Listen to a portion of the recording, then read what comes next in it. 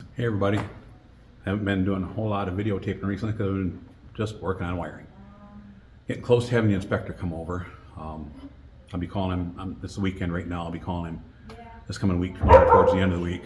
But one of the things I'm doing is I'm going around putting these protector plates on wherever there's a PVC pipe or PEX tubing or electrical Romex close that aren't drilled in the center of a 2x4 wall. If they're drilled in the center of a 2x4 wall, they're safe for a drywall screw not hitting them. If they're closer to one edge than the other, I put a plate on there. This works for most of them. This works for if there's a couple of different ones in a row, something like that.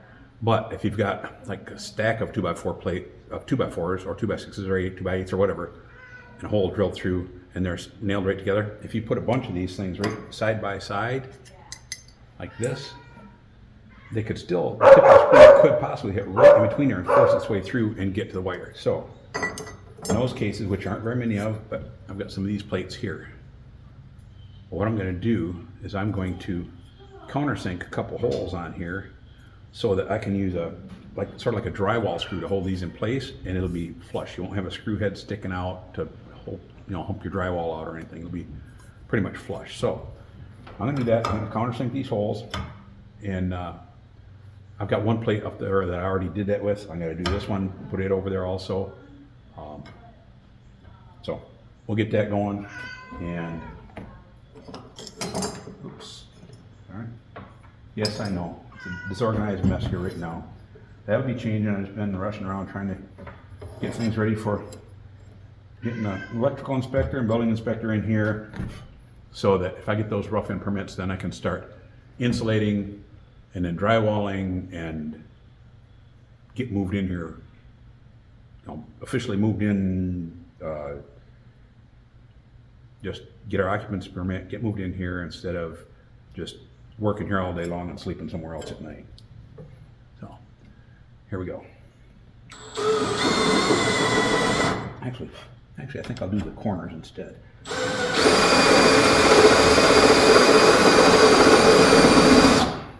And like I said, I'm countersinking, in case you want to see that. That's just, it's a one-sided countersink. I wish I had like a 3-flute countersink or something that would work better on metal. This works all right on wood. It works okay on metal, but 3-flute one would work nicer. But this is what I've got for right now, so that's what I'm using.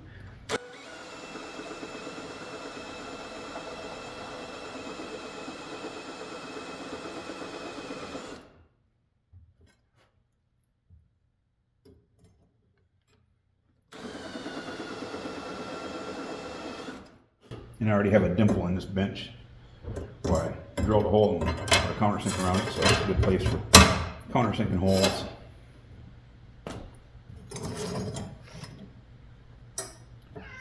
This is just a temporary bench here on the side of the kitchen island. This will come off later. There'll be a live edge slab on top there, probably, I don't know, 18, 20 inches wide. Countertop over on that side, drop down countertop height. This is a little above countertop height. This is more bar height. Then on this side there'll be another drop down, maybe live edge, maybe not, piece across here where we can have chairs there, because we originally were planning on having it all tall and have bar stool height seats on this side. But if you've ever sat at a bar stool like that very long, we were playing cards with some friends of ours one night and sat there long enough that my legs got hurting from hanging on the chair a little bit, and my ankles swelled up and things, and I'm not usually like that. It don't happen. It was very uncomfortable. So that's when we decided that we're gonna make this side, once this temporary workbench is out of here, we're gonna make this piece down here at tabletop height, so we can have regular chairs on this side. This island, excuse me, this island is 13 or 14 feet long. I think it's 14 feet. I'll check it later and let you know, but it's a nice long island. And we put a little extra room in the aisleway between where the kitchen stove's going to be and the countertop on this side of this wall here with the kitchen sink and everything in it. We originally had it set for like a little over 4 foot wide aisleway down through there, and before we went too far, we changed our mind and said, you know what, the house is big enough, way too big. Let's widen that out a little. It'll take a little bit of space away from the living room, which is huge, and make the kitchen much more comfortable, like a holiday weekend or something. Say you're having a big holiday dinner and you have some of your adult kids over and they're helping Judy cook a huge meal or something. The two of them can walk back and forth in there comfortably without you know, somebody can wash a dish in the sink while somebody's getting in the oven for something, you know, more comfortable. So we widened it out by another 16 inches, and that should be nice.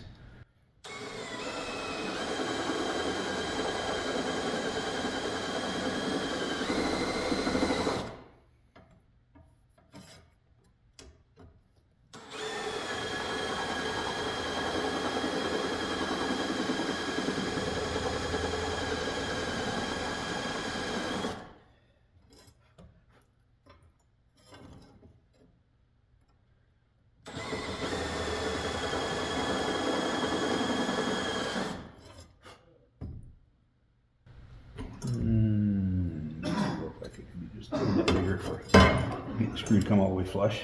Right now, it wouldn't be bad. Ouch, it's hot.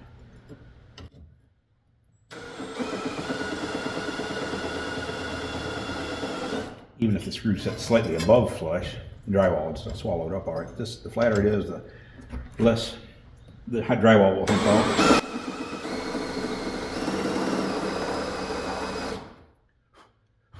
Go grab me some screws. Okay, this is where those plates are going. See, I got one down there already. This is the back side of our larger pantry, where the two electrical boxes are on the main floor. We did just have this one big 100 amp service box here, and then we added this sub panel over here to have a few more circuits available to us. We were running out of circuits. So let me turn you around here a minute. Now we got that one put in already. That one there, I just countersunk the center holes on the plate because I got wires up above it and below it. Up here, just one, so I did top and bottom. This plate was going to go on here. Whoops, sorry. Working with one hand here. This plate will go on up here like this. Put screws in the top and bottom, both sides. That way nobody's going to screw into them Romex wires when they're hanging drywall. Nobody like me. I might hire part of the drywall hung in here, but for the most part, we're going to do it ourselves as much as we can. You know how labor costs these days, and when we already started out building the project way bigger than we should have, designed the house bigger than we should have, everything like that, we're going to do as much of it as we can ourselves. So that's the game plan. Wish us luck.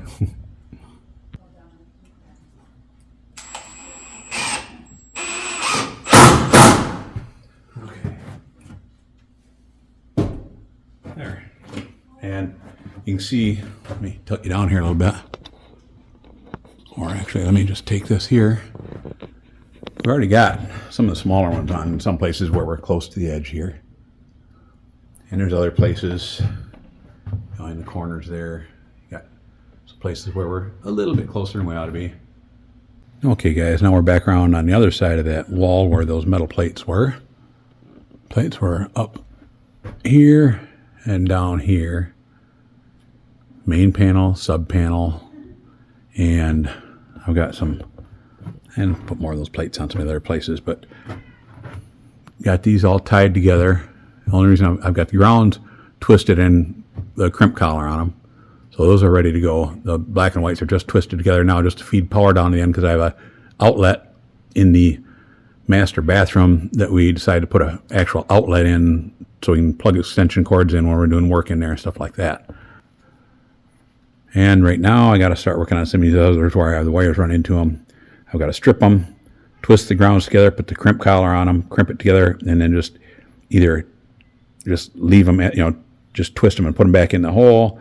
Or if I need power at the end, or if I want to check power all the way to the end, I can twist the two blacks together, the two whites together, and just test the circuit on down through to the end. It's not a bad idea to do just to make sure you got everything hooked up correctly. So that's what I'm doing right now. Okay guys, now I got some three-way switches to work on. Right now I'm standing in the mudroom where you come in from the garage. So this is the garage. It still needs a bunch of backfill. It's a big old garage, but you can see there's a good 2.5, 3 feet of backfill need to be put in there yet. So I'm standing there, and directly in front of me, let me turn this camera around the right way. Okay, now mudroom, be a hall seat here to take your shoes off and stuff. Closet over there. bathroom on the left, spare bedroom on the right. If you walk straight ahead, that's going to go into the laundry room. There's going to be a three-way switch here going into the laundry room. So you can turn it on there, do your laundry, walk through here. I'm going to move this box here over to here, and it'll be a double box. One will be a three-way switch for the laundry room. One will be a three-way switch for the master closet right there. You walk through, turn the light on back there coming into the laundry room behind me. Come over here if you're walking on through. Turn one off, one on. That'll turn the closet light on. Come through. There will be lights here. This one's going to be a pocket door here. And there will be a wall right here going out this way. So this will be the corner of a wall going out. There'll be a double switch here. One will be a three-way switch for the closet where we're standing right now. And the next will be a three-way switch for the master bathroom. And the other three-way switch for the master bathroom will be over here on the right. So when you come in the French doors here, there'll be a three-way switch here to turn the master bath light on and off. So basically there's 3 rooms in a row that all have three-way switches.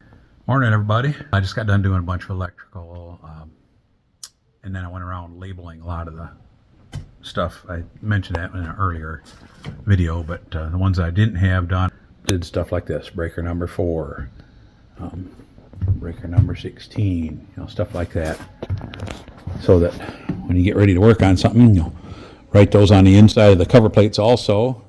Number 16 is this whole back kitchen wall here where the stove's going to set and everything, this whole countertop. Those are all number 16. I ran a spare wire here from a different circuit. There's going to be a cabinet sitting down here that's going to have a big mixer in it, like a big KitchenAid mixer. That's one of those where it sets in the thing and you open the cupboard door or the cabinet door, and it's on a spring mounted thing, comes up like this to working height. Then you put it back down, so that'll have an outlet in there, but we don't know for sure what height that box needs to be at or which side it should be on or whatever. But so I just left the open wire there right now. The only thing I'm not sure of is I ran the wire over there, but I did not tie it into the box yet because you can see I'm going to come from this box in the spare bedroom here.